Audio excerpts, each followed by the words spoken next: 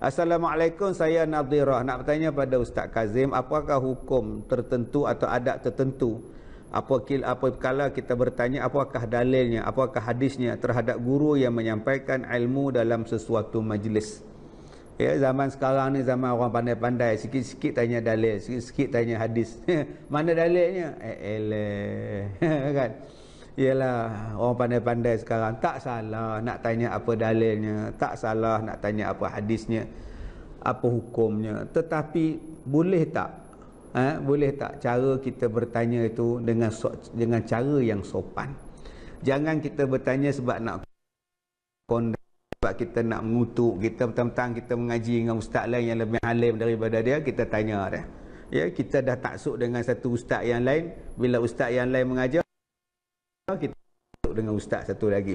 Kamu ada dalil, ustaz ni pun ada dalil. Masing-masing hormat pada dalil masing-masing lah. Kalau dua-dua dalil tu masih boleh dipakai, janganlah kita paksa pahaman kita untuk orang lain sedangkan dia juga merujuk pada kitab yang sahih, ya, pada hadis dan sebagainya. Penyakit kita sekarang ni ialah kita memaksa pahaman kita ni orang lain ikut.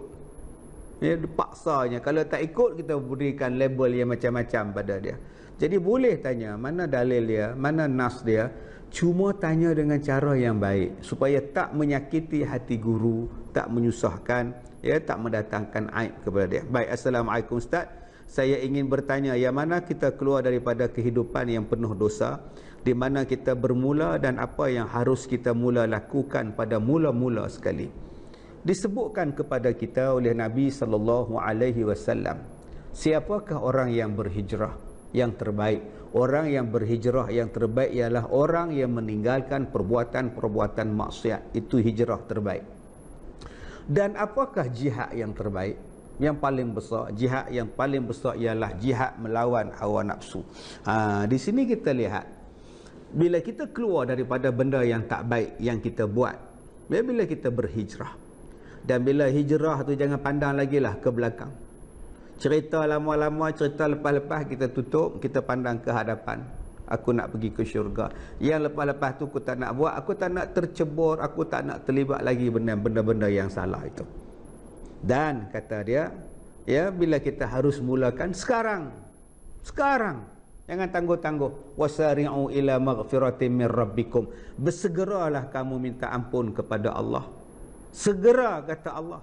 Dan yang keduanya, fastabiqul khairat. Berlumba-lumbalah berbuat kebajikan. Jangan lagi kita biar orang lain buat kebajikan. Sekarang kita buat. Jangan biarkan orang lain saja yang buat kebaikan. Kita hanya tunggu dan tengok. Tak mau dah.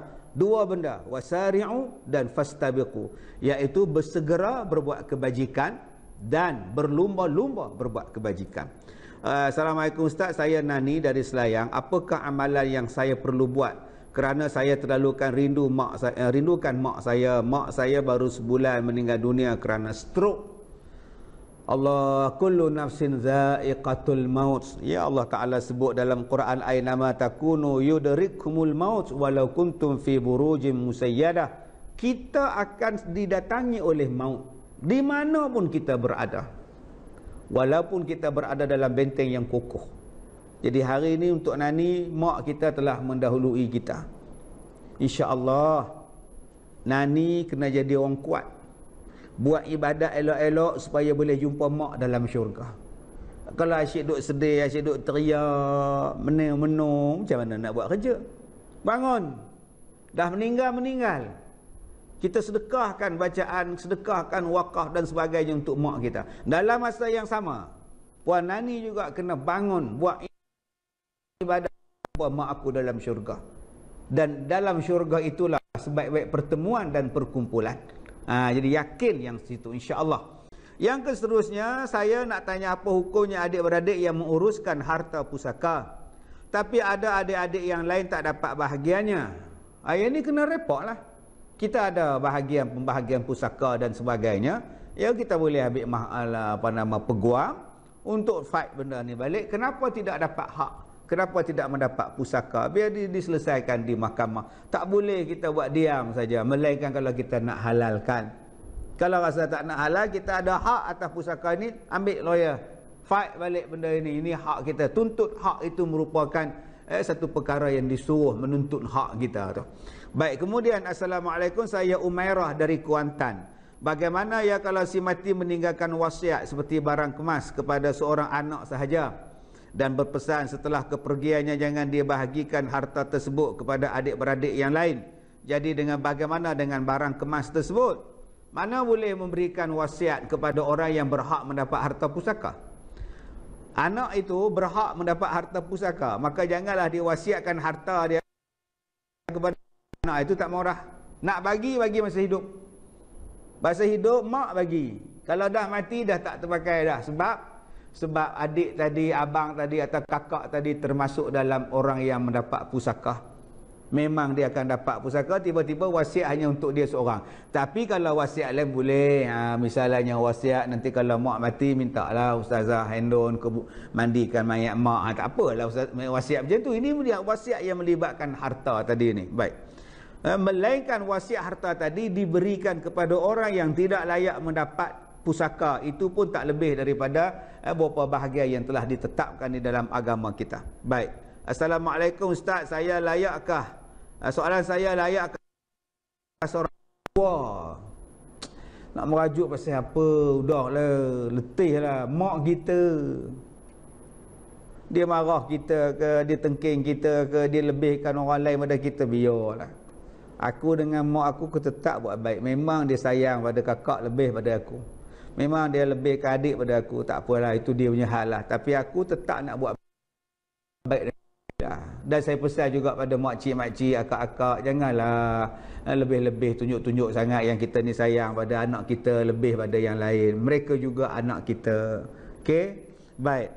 Soalan kedua, betulkah tidakkan seorang anak melawan bapaknya kerana ingin meluahkan apa yang dipendam anaknya di dalam hati?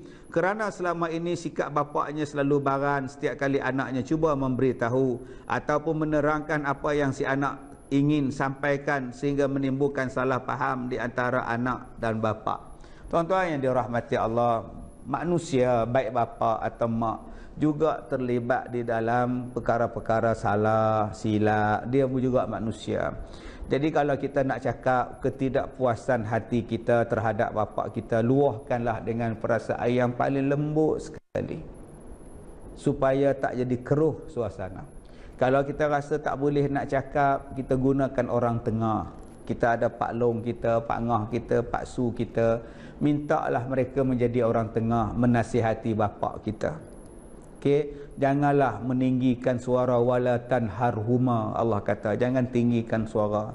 Ya, gunakanlah pendekatan yang paling baik, psikologi yang paling baik, yang paling diplomasi untuk bercakap dengan mereka. Kalau rasa tak boleh nak cakap, kita gunakan orang tengah untuk memberi nasihat kepada keluarga kita, ibu ataupun bapa kita. Baik, terima kasih kepada semua yang masih lagi bersama dengan saya pada malam ini. Alhamdulillah ada rezeki ramai yang bersama dengan kita. Yang mana nak mengajukan soalan, tuan-tuan boleh ajukan soalan di dalam Facebook kita ataupun di dalam nombor WhatsApp yang dikemukakan kepada tuan-tuan. Baik. Kemudian kita juga bersama dengan Muhammad Nazari is watching daripada Singapura, Juri Ibrahim daripada Mawar Berduri dari Perlis, alhamdulillah Masyitah Asyari dari Taman Melawati juga menjadi clear, line cukup clear di sana.